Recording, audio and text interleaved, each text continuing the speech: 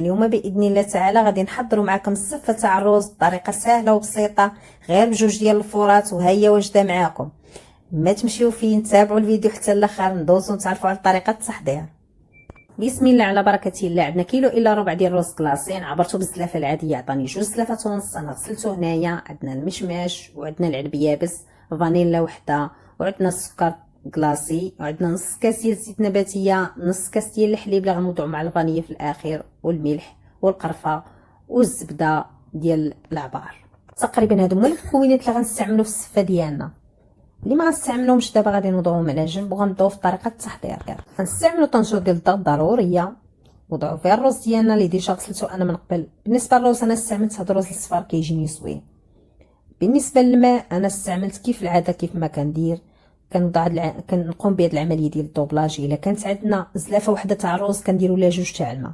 بالنسبه لي انا عندي 2 ونص غادي ندوب ليها الماء هنا. بهاد الطريقه ديال الصفه دغيا كنوجدوها والوقت وجيز، يعني تقريبا ما كديش لك الوقت بزاف. كنفورها غير 2 ديال الفرات وهي واجده معانا. خصوصا ملي كنديروا الطريقه ديال الكوكوط كيشرب وكيجي زوين وكيجي قياسو. انا هدايا وضعت الملحه معلقه تقريبا كبيره ممسوحه ونص كاس ديال الزيت النباتي.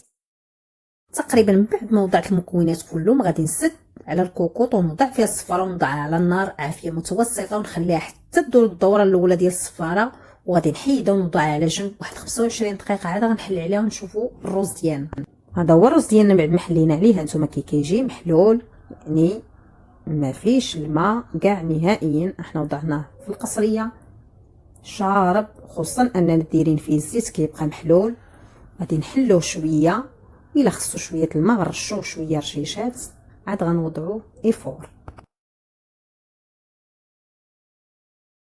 بعد ما رشيته شويه بالماء رشيشه خفيفه غنوضعوه يفور. دابا الفوره الاولى كنفورو عادي بحال الكسكسو، من الاحسن نفوروه في البرمه باش يجينا فاير مزيان. غادي نوضع العنب يابس مع المشماش غير شويه، ندير عليهم شويه تاع الماء طيب ونخليهم يتحلوا غير شويه، ومن بعد ننشفهم وغادي نزين بهم. بالنسبه للمشماش والعنب يابس كيبقاو اختياريين غير بالنسبه للتزيين. وغادي نشوفوا الصفه ديالنا هانتوما بعد ما خويتها كيبان محلول انهم ما مشبرش بعضياتهم الوقت اللي كنوضعوهم الكسكاس. نحاولوا نحلوه بمعلقه خشبيه مع كيكون سخون بزاف. كنرشوا غير شيشات خفاف وكنقلبوا فيه باش يشرب لينا داك الماء مزيان.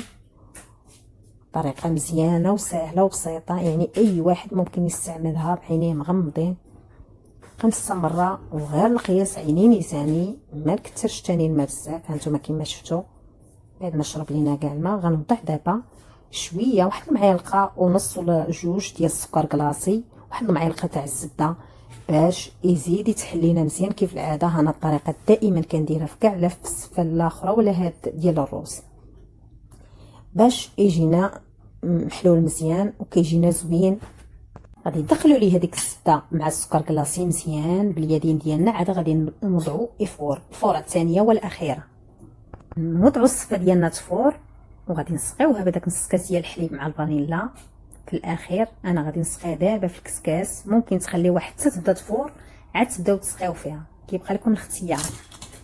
بالنسبه للفانيلا مع الحليب كيعطيوها واحد النسمه، حنا كنعرفوا الفانيلا كتنسم والحليب كيعطي واحد الليونه للصفه ديالنا، وهذا هو السر.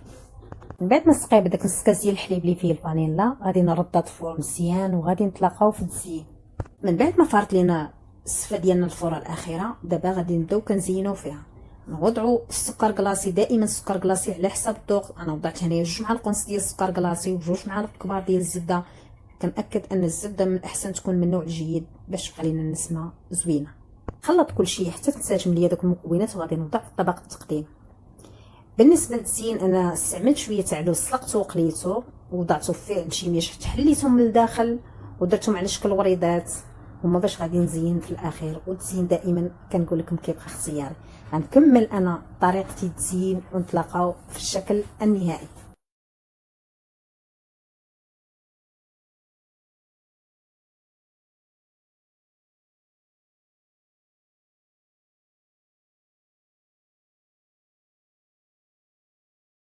وهذا هو الشكل النهائي ديال الصفه ديالنا من بعد ما كملنا في التزيين. كتجي شي حاجه لذيذه شكلا ومذاقا. كنتمنى الطبق ديالي يكون عجبكم، ولا عجبكم لا فيديو ما تنساوش الاشتراك والضغط على الزر وتفعلوا الجرس باش يبقى يوصلكم الجديد ديالي. والسلام عليكم الى فيديو قادم بحول الله.